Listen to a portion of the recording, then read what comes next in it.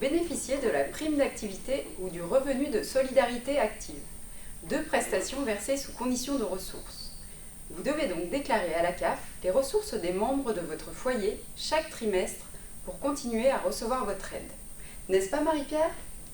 Oui, par exemple, si vous faites une demande de prime d'activité ou de revenu de solidarité active en janvier, vous devrez déclarer tous les revenus du foyer perçus pour les mois d'octobre, novembre et décembre. C'est sur ces ressources que la CAF se basera pour le calcul de votre droit à la prime d'activité ou le RSA pour les 3 mois à venir, c'est-à-dire dans notre exemple, janvier, février, mars. Alors quand et comment déclarer vos ressources des 3 derniers mois ? Vous recevrez un email de la CAF vous demandant de vous connecter à votre compte CAF pour déclarer vos ressources trimestrielles des 3 derniers mois. Rendez-vous sur www.caf.fr/mon compte ou sur l'application mobile CAF Mon Compte. C'est simple, rapide et sécurisé. Une fois connecté avec vos identifiants, vous accédez à la page d'accueil Mon Compte. Une alerte en rouge s'affiche au centre de l'écran pour vous inviter à réaliser votre déclaration trimestrielle en ligne. Cliquez dessus pour faire votre déclaration. Vous pouvez aussi y accéder dans le menu de gauche, dans la rubrique « Déclarer mes ressources trimestrielles ». Une fois les conditions d'utilisation du CAF.fr acceptées, vous devez vérifier et confirmer les informations de votre situation. Vos droits sont calculés en fonction de votre situation, celle qui est connue par la CAF. Votre adresse, votre situation familiale, votre situation professionnelle, ainsi que celle de votre conjoint ou encore de vos enfants. Il est impératif de déclarer au plus vite tout changement à la CAF. N'attendez pas la déclaration trimestrielle pour signaler un changement. Si vous ne le faites pas, la CAF vous versera des aides qui ne correspondent plus à votre situation actuelle et vous devrez rembourser le trop perçu.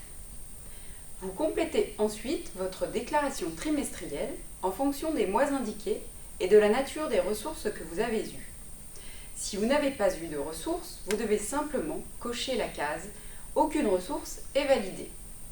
Un récapitulatif s'affiche et doit être validé, puis la confirmation de la démarche est indiquée. Vous recevez en parallèle un accusé de réception par email. Vous retrouvez également votre déclaration dans le pavé « Mes ressources » sur votre compte. Tant que vous ne voyez pas l'alerte, c'est que vous n'avez rien à faire.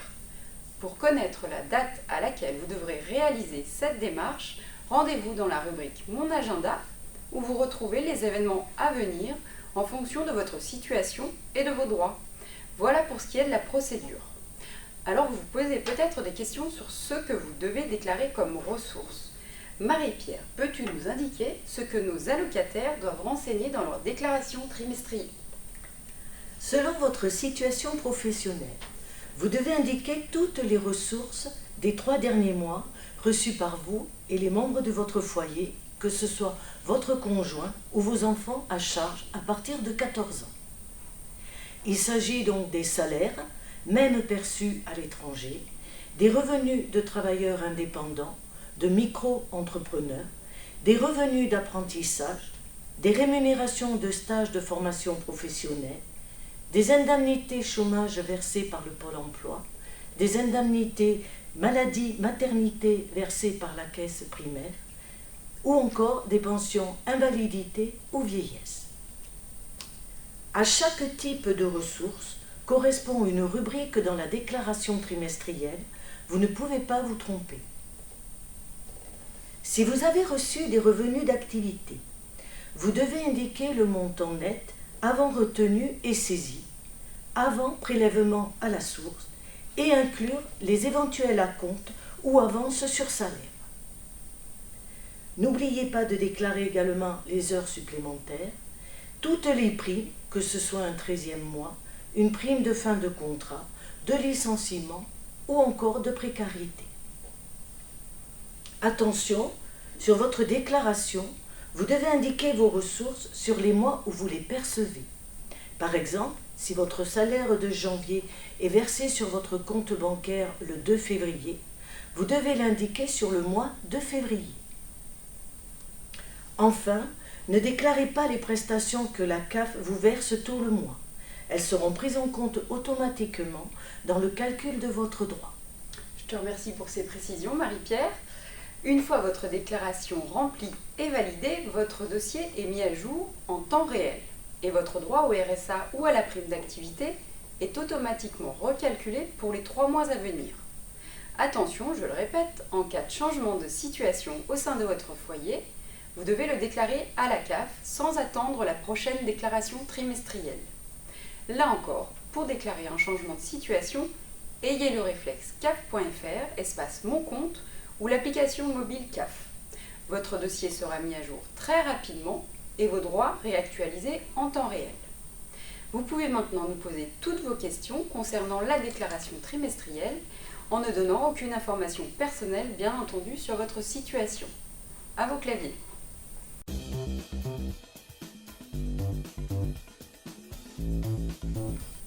Alors, une question. J'ai fait une erreur sur ma DTR, puis-je la modifier en ligne? Marie-Pierre, si tu as la réponse.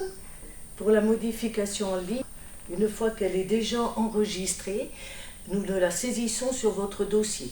Donc le plus simple, c'est de nous faire un nouveau mail en précisant la rectification que vous souhaitez apporter. Et par mail, nous rectifierons simplement votre déclaration. Nous n'avons pas besoin de justificatif du coup. Aucun justificatif. Okay. Déclaration sur l'honneur suffit. Je n'ai pas de revenus depuis juin 2019 et je viens de percevoir 2 allocations en janvier 2020. Alors par rapport à la prime d'activité, vous devez savoir qu'il nous faut des revenus d'activité pour calculer un droit. Par rapport au RSA, effectivement, si vous n'avez aucun revenu, un droit au RSA peut vous être calculé.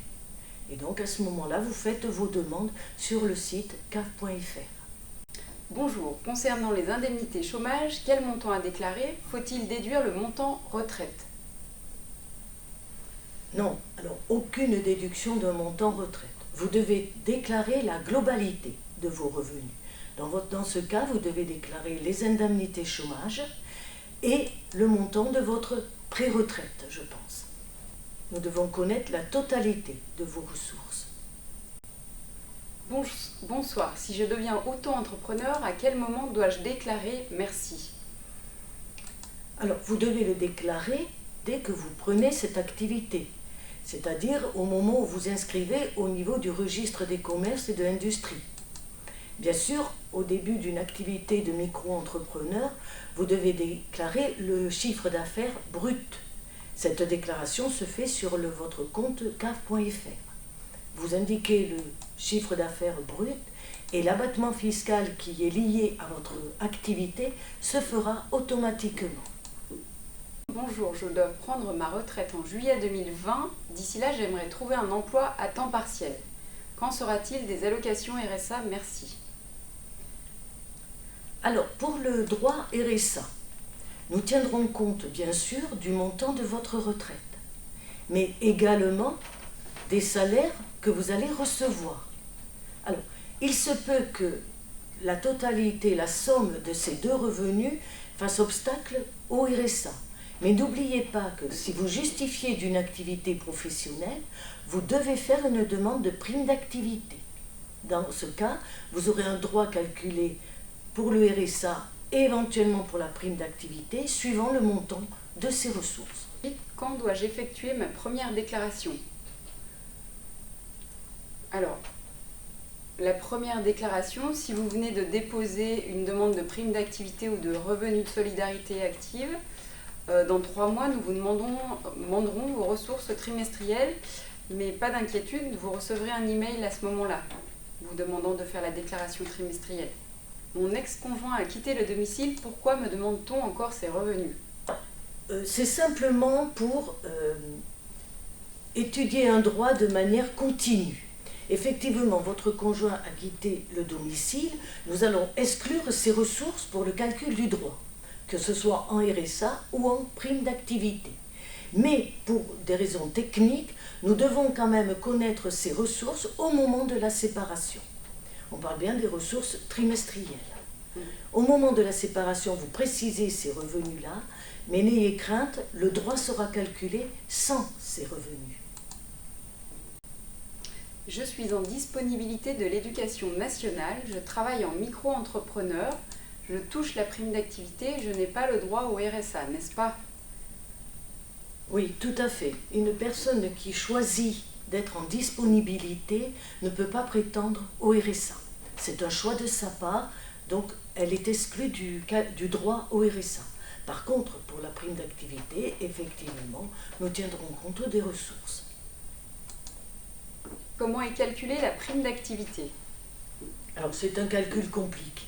Il tient compte par contre de toutes les ressources du foyer, du nombre d'enfants à charge, éventuellement de l'aide au logement si vous en percevez une, mais pour vous donner un calcul précis, non, je pense que c'est très compliqué.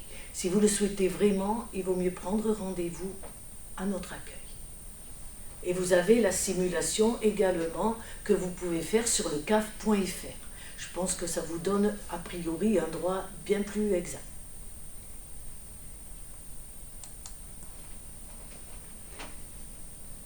Alors, si vous n'avez pas d'autres questions, nous allons en rester là.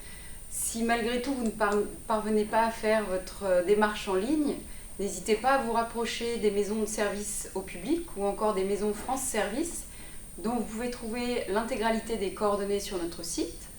Des conseillers pourront vous aider à effectuer votre déclaration et à adopter les bons réflexes pour le futur. Alors à bientôt sur caf.fr ou l'application mobile. À bientôt Marie-Pierre. À bientôt. Bonne soirée à vous tous. Bonsoir.